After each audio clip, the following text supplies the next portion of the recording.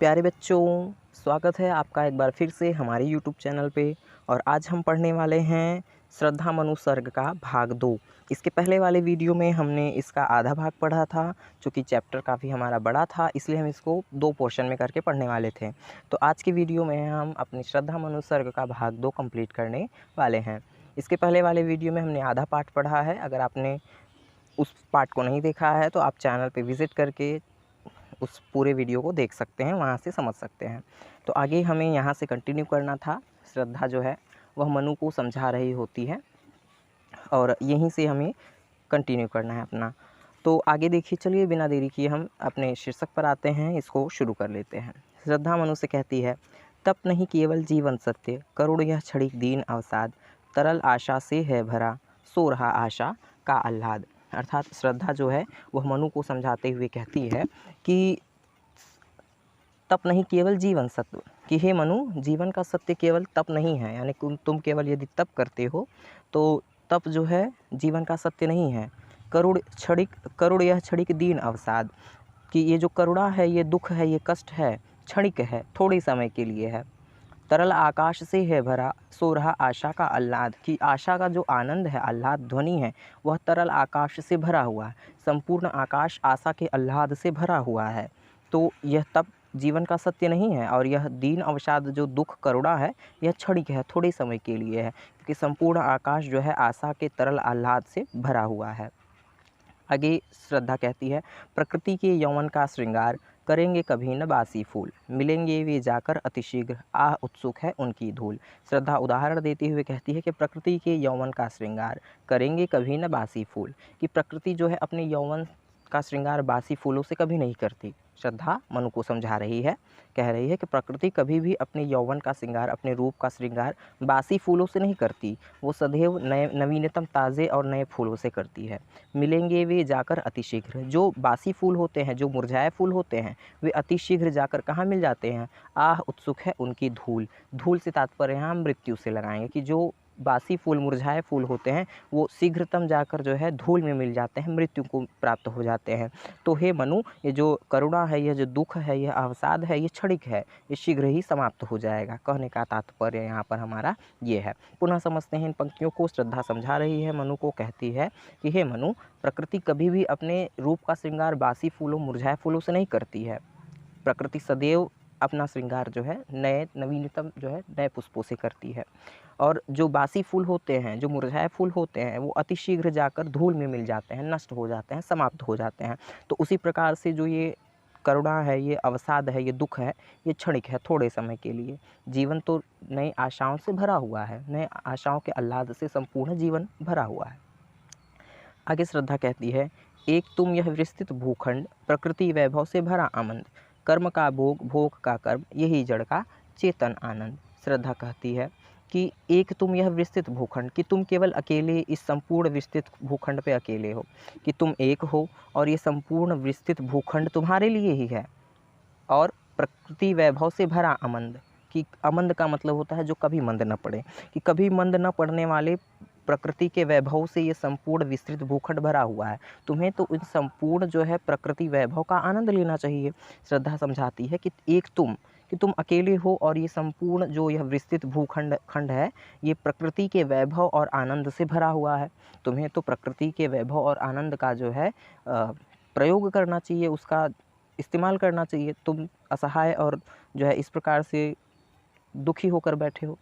कहती हैं, कर्म का भोग, भोग का कर्म, कि जो कर्म है वही हमारा भोग होता है, और जो भोग हम करते हैं वही हमारा कर्म होता है। श्रद्धा समझाती है कि हे मनुष्य, तुम अपना कर्म करो, वही तुम्हारा भोग होगा, और जो तुम भोग करोगे वही तुम्हारा कर्म होगा। यही जड़ का चेतन आनंद, और जड़ और चेतन का आनंद हमें इसी कर्म और भोग में मिल जाएगा। पुनः समझिए इन पंक्तियों को। श्रद्धा कहती है कि हे मनु, तुम एक अकेले हो और ये संपूर्ण विस्तृत भूखंड प्रकृति वैभव और आनंद से भरा हुआ है। आनंद से तुम्हें इसका प्रयोग करना चाहिए, इसे इस्तेमाल करना चाहिए। और जो कर्म का है उसी में हमारा भोग आनंद होता है, और जो हम भोग करते हैं वही हमारा, उसी के अनुसार हमारा वही कर्म होता है, और उसी जो में हमें जड़ और चेतन का आनंद मिल जाता है। अकेले तुम कैसे असहाय, ये जन कर सकते तुच्छ विचार, तपस्वी आकर्षण से हीन कर सकते नहीं आत्मविस्तार। पुनः श्रद्धा समझाती है, कहती है कि अकेले तुम कैसे असहाय, कि तुम अकेले हो और असहाय हो। यजन कर सकते तुच्छ विचार। यजन का मतलब होता है यज्ञ करना। यहाँ यज्ञ करने से आशय है कि मानव सभ्यता का विकास करना, कि तुम अकेले और असहाय हो और तुम मानव सभ्यता का विकास कर सकते हो। तुच्छ विचार, ये तो बड़ा ही छोटा विचार है कि तुम अकेले कभी भी मानव सभ्यता का विकास नहीं कर सकते, मानव की बेल को आगे नहीं बढ़ा सकते। तुम असहाय हो, अकेले हो, और तुम अगर ऐसा सोचो कि अकेले तुम मानव सभ्यता का विकास कर लो, तो ये बड़ा ही तुच्छ विचार है, छोटा विचार है। अकेले तुम नहीं कर सकते।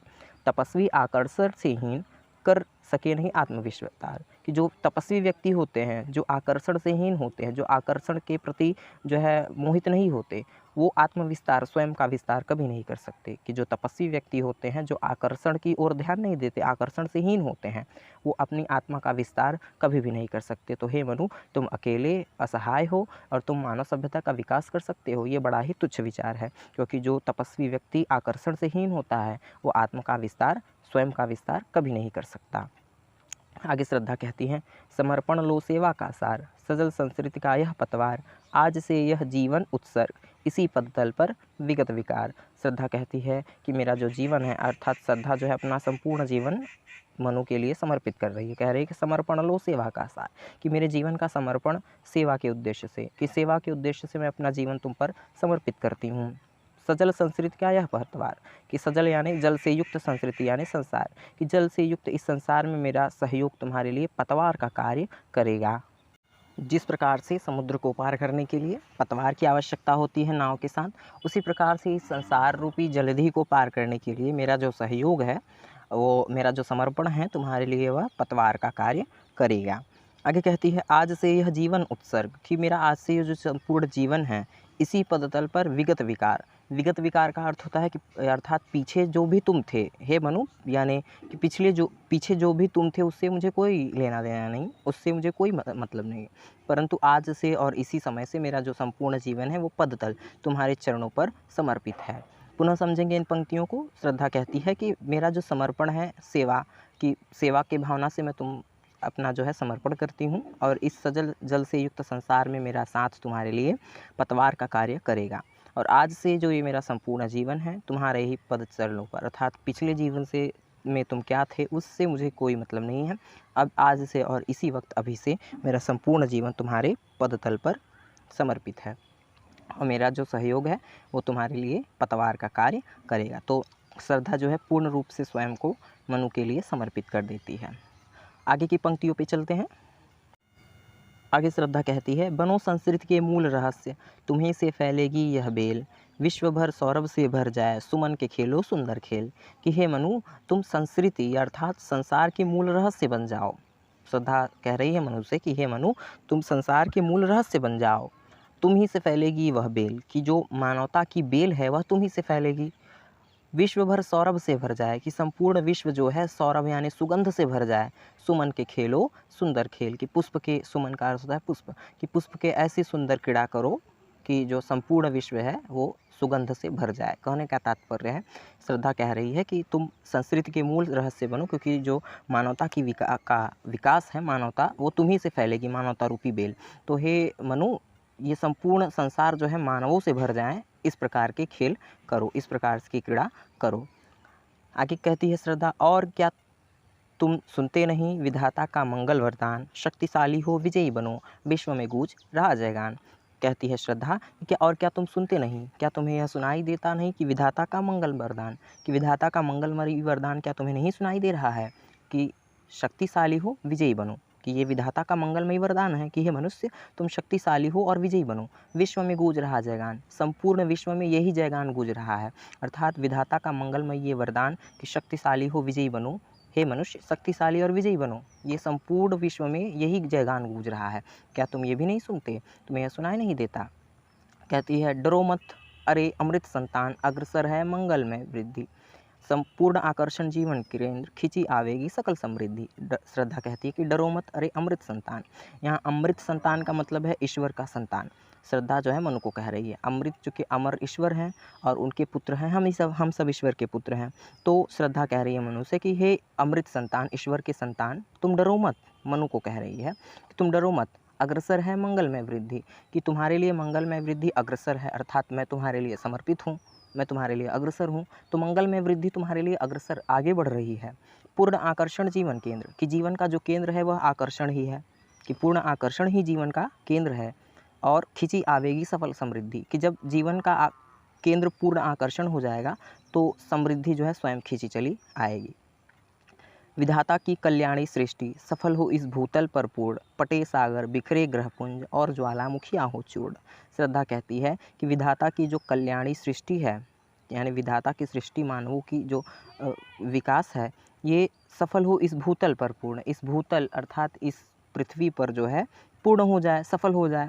कि विधाता की जो कल्याणमयी सृष्टि थी मानवों की, वो इस भूतल, इस पृथ्वी पर जो है सफल हो जाए। पटे सागर बिखरे ग्रहपुंज, कि जो सागर हैं वो पट जाएं और ग्रहपुंज भी बिखर जाएं, यानी संपूर्ण जगहों पर मानव ही मानव हो, और ज्वालामुखियाँ हो चूर्ण, और जो दुख रूपी ज्वालामुखियाँ हैं वो नष्ट हो जाएं। अर्थात कहने का तात्पर्य है कि विधाता की कल्याणी सृष्टि का पुनः सृजन हो जाए और भूतल, इस पृथ्वी पर सभी जगहों पर मानव सभ्यता फैल जाए, और जो सागर और ग्रहपुंज हैं वो भी बिखर जाएं। कहने का तात्पर्य है कि संपूर्ण जगहों पे जो है मानव सभ्यता फैल जाए। आगे कहती है श्रद्धा, उन्हें चंगारी सदृश सदर्प, कुचलती रहे खड़ी सानंद, आज से मानवता की कीर्ति अनिल भूजल में रहे न बंद। श्रद्धा कहती है कि उन्हें चिंगारी सदृश सदर्प, कि इन जो है चीज़ों को, जो ज्वालामुखियाँ, ग्रहपुंज और सागर हैं, इन्हें चिंगारी के सदृश कुचलती रहे खड़ी सानंद, जो मानवता है वो उन्हें जो है कुचलती रहे, यानी समाप्त करती रहे। आज से मानवता की कीर्ति, कि जो मानवता की आज से कीर्ति है, चमक है, प्रशंसा है, अनिल भूजल में रहे न बंद, अग्नि, पृथ्वी और जल में वो बंद न रहे, अर्थात संपूर्ण जगहों पर मानवता की कीर्ति फैल जाए। आगे कहती है श्रद्धा, जल्दी के आगे की पंक्तियों में कहती हैं, श्रद्धा कहती हैं आगे, जल्दी के फूटे कितने उत्स, द्वीप कच्छप डूबे उतराए, किंतु वह खड़ी रहे दृढ़ मूर्ति, अभ्युदय का कर रही उपाय। श्रद्धा कहती है कि जलधि के कितने ही उत्स फूटे, स्रोत, कि जलधि अर्थात समुद्र के कितने ही स्रोत फूट पड़े और संपूर्ण पृथ्वी जो है जलमग्न हो गई। द्वीप कच्छप डूबे उतराए, कि द्वीप के द्वीप और कच्छप डूब गए, संपूर्ण जो है पृथ्वी धाराशाही हो गई, संपूर्ण पृथ्वी जो है जलमग्न हो गई, जल में डूब गई, किंतु वह खड़ी रहे दृढ़ मूर्ति, कि जो मानवता की दृढ़ मूर्ति है वह खड़ी रहनी चाहिए। अभ्युदय कर रही उसका उपाय, अभ्युदय का कर रही उपाय, मानवता के जो है अभ्युदय का उपाय कर रही है। कि जलधि के कितने ही स्रोत फूट पड़े, द्वीप और कच्छप डूब गए, परंतु जो मानवता की मूर्ति है वह दृढ़ खड़ी रही, और अभ्युदय का जो है विकास करने के लिए, मानवता का विकास करने के लिए। आगे श्रद्धा कहती है, शक्ति के विद्युत कण जो व्यस्त विकल बिखरे हैं हो निरुपाय, समन्वय उनका करे समस्त विजयनी मानवता हो जाए। श्रद्धा कहती है कि शक्ति के जो विद्युत कण हैं जो व्यस्त हैं इधर उधर, अर्थात शक्ति की विद्युत कण का यहाँ तात्पर्य है कि जो तुम्हारी शक्ति है और जो मेरी शक्ति है, जो अभी क्या है विकल बिखरे हैं निरुपाय, कि अगर शक्ति के कण अलग अलग हों तो निरुपाय होते हैं, अलग अलग हो, जैसे आप साइंस में पढ़ते हैं फिज़िक्स के अंतर्गत कि जो इलेक्ट्रॉन्स और न्यूट्रॉन्स होते हैं अलग अलग हों तो उनका जो है उनकी शक्ति कार्य नहीं करती। तो उसी प्रकार से जो हमारी और तुम्हारी शक्ति है अभी अलग अलग है और निरुपाय है, समन्वय उसका करे समस्त, कि हे मनु तुम अपनी और हम अपनी शक्ति का समन्वय कर दें, मिला दे उसे, जिससे क्या हो, विजयनी मानवता हो जाए, मानवता विजयनी हो जाए और सदा के लिए इस संपूर्ण भूतल पर मानवता का विकास हो जाए।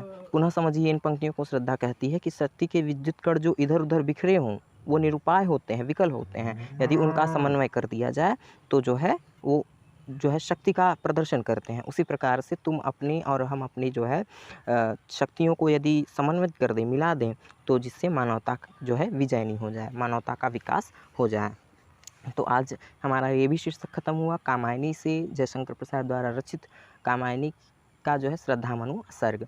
पहले वाले वीडियो में हमने जो है कैकेयी का अनुताप और गीत देखा, और इसके पहले वाले वीडियो में भी हमने जो है इसी शीर्षक का गीत देखा कि वीति विभावरी जागरे, और इस शीर्षक में हमने श्रद्धामनु को पढ़ा 2 पोर्शन में करके। अगर आपने पहला वीडियो नहीं देखा है तो आप चैनल पे विज़िट करके वहाँ से देख सकते हैं, और ये इसका सेकंड पार्ट है।